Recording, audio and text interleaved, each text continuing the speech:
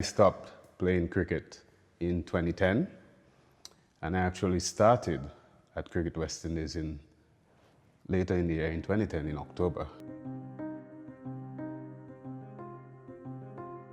As an officer responsible for age group cricket. It was very new to me. Obviously, January, February, I was on the field for the Windward Islands.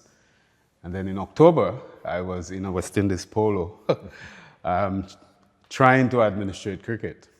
But cricket has been my life, all my life. I started very, very early at 17 playing for the Windward Islands senior team. So that side of it I knew very well. But being in this role, administrating now for all these years, it's a real eye-opener. As a player, you don't know, first of all, what it takes to administrate cricket. And I remember the first year I came here, when I saw what the operations team was doing to put the T20, the Caribbean T20 tournament together, I actually had second thoughts of either returning to the field of play or returning to Grenada. But, I was advised to stay here and, work it out. And here I am today, 10 years with the West Indies senior men's team. So it has been a good journey for me. Well, I think as a player, you work on the physical side of the game, obviously mental as well, and you practice daily. You have all your game routines, bat and ball stuff. You don't think about a lot of things behind the scenes of the game. You have to focus what's going on the field of play.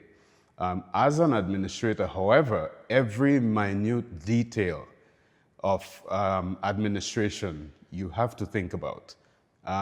You can probably have a bad day in the field, drop one or two catches, not score any runs, not get any wickets. You will be selected maybe for the next game. So you still have a chance to recover and so on. As an administrator, I think most of the times you're expected to be 100% perfect in what you do, especially when you're moving players around the world and planning tours and away tours, home tours.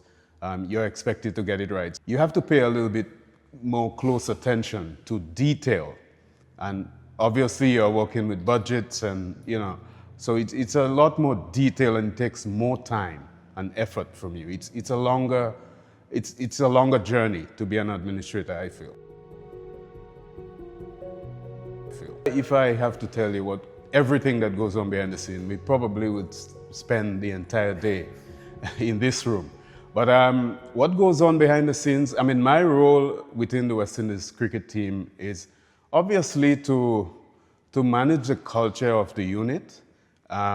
We represent the wider Caribbean and all West Indians globally. So we know what our history is. When young guys come into the West Indies team, we want to ensure that they understand why and what they are playing for. So my role is to keep the culture within the team and the operational side of things, to the logistics, the travel, to support the coaches, support the players, meet with the host boards. Obviously, you would have an agreement wherever the team is going to tour, and you have to ensure that whatever you agreed on is being executed and in the best way possible, because this is international sports. I think all the teams that I've been with in the past, when I started in 2010, I think they all understand why they are playing cricket at this level, wearing this logo. I don't think I've seen any player being selected in the West Indies team and not really understanding the value of this logo and this maroon jacket. This current team, obviously they're younger now. The players that are coming in are much younger now. So you would see a senior player and he could be 23 years old, but yet he's a senior player in some of the teams. So the guys are getting much younger and younger. I think the players, they ask more questions now. it's not a case where I remember when I played, there are a lot of things that I did not know, but maybe there are guys in the group who knew about it, and then you would ask and you would get the knowledge. Now, a lot of people know a lot of things, and so everybody knows everything, so you get a little bit more questions coming to you. But it's all good, it's all good. We work together as a unit, support one another, so I'm still enjoying it. After 10 years, it's really refreshing to still be in that position and watch the guys grow. Some have retired, and new players come in. It's the same for me. We all know why we actually take this role of being part of West Indies cricket. So it helps in how you prepare, because now you can see a player can spot an area in another player and have conversations. I've seen it happen. The coaches are there to support, but obviously you try to create this cohesiveness where, that open forum that guys can communicate freely. And you would see players trying to help other players. Whereas, in my time, I mean, you'd have players helping other players, but you'd more go to the coaches, because the coaches have all the data, all the information. But now everyone has everything. They're exposed to everything the same. And a lot of things are being shared as well. I think more data are being shared. We now travel with our analysts. You have sports science guys presenting, things like apps for these guys to complete forms, and so it's more technical now. So everyone is just more exposed to what is required. I think once these players received the phone call that they are part of a West Indies camp or series, remember, everyone wants to play for the West Indies. It's exciting to play for the West Indies, right? To be selected for international cricket.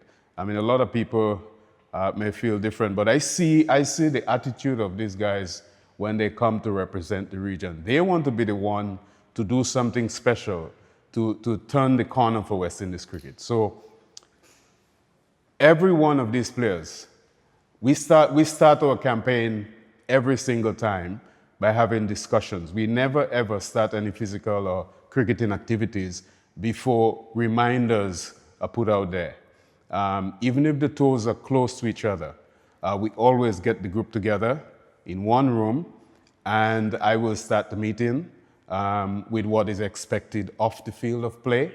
A continuation, as a matter of fact, not accusing anyone of not being able to do what is required, because I haven't had any of that sort from any of the guys before. But gentle reminders are given all the time why we are here, for both players and staff. And then hand the team over to the coaches, and then the cricketing discussions begin, and the practical stuff follow after that. So we have a very good system that we have set up here, and the guys are buying into it all the time. I mean, you obviously have questions, and we welcome questions, because I don't think I know every single thing about operations that someone else cannot give an advice. These guys have played in many teams before, and they continue to represent other franchises and their regional teams. So we welcome questions from them where adjustments need to be made. We always make the adjustment to ensure that we create a comfortable environment for the squad to go out and execute. So they do buy into what we are trying to do, and we're on the same page. We're happy for that, actually. First of all, I want, you see what we see. A lot of people don't see what we see on the inside. Obviously, they are not part of it every day. We work for the people of the Caribbean. We know what cricket does for the people of the Caribbean. In 2016, when we won that World Cup in India, I think there wasn't one quiet village in the Caribbean. You understand? So we know what the game of cricket and being a successful West Indies team means to the Caribbean people. So for me, I want a little bit more confidence from the persons that are not involved on a daily basis with the running of cricket and, being with the team and seeing because if we were to expose everyone to what is being done daily for cricket, I wish someday that can happen, so that everyone can feel the same way that we feel and give the support. Just keep the positivity coming towards the team. I know it's a bit frustrating sometimes when we don't win. It happens in sports. I mean, imagine Roger Federer, I think, probably lost more games, more points than he's won, and yet he's still the greatest tennis player. So it's not really impossible for West Indies cricket to return to the glory days of winning. You could see sometimes that we win some matches, like in 2024, look at this match in Australia. Shamar Joseph, 7 wickets, bring the West Indies home. So there are bright sparks there that can tell you, and we know it because we are on the inside. But I just want the general public to buy into what we are doing and just keep supporting us. And I'm sure with time, because we do need time, they're young players, they have to get up to the respective standard of international cricket to perform at that level. Just give us a bit of time, and I want the public to continue to support us in a positive light to get that team to where it needs to be.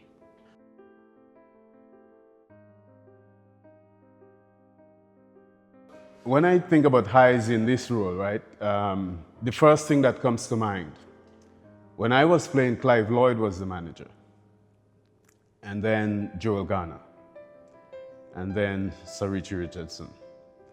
Now, if you ask me, how did they move from these 3 legends of West Indies cricket to me? Today, I don't have the answer. So that is the first high, because that is not something that I had within my focus to become the West Indies senior team manager. Although one of my friends in my village back home did remind me that one day, as a schoolboy, when we went fishing, I did mention to him that one time I will manage the West Indies team, but I couldn't remember that, right? Okay. So that's a high for me, waking up every day knowing that I'm following the footsteps of these great men who came before me. And now I have the role, and it's been 10 years. So that's a real high for me. I walk with this with me everywhere I go. The next one, when I think about what I saw Carlos Brathwaite do in my very first year, my very first tour as team manager, we won the T20 World Cup in India. That I will never forget. Actually, I wasn't sure. I didn't fully understand the role as yet. And to be part of that there and be part of the journey, because I was there from the beginning and ensuring that things are good based on my knowledge for the team to execute. And we won the World Cup. So that's a real high for me. And the other one I could remember extremely, probably this is one of the best, Shamar Joseph.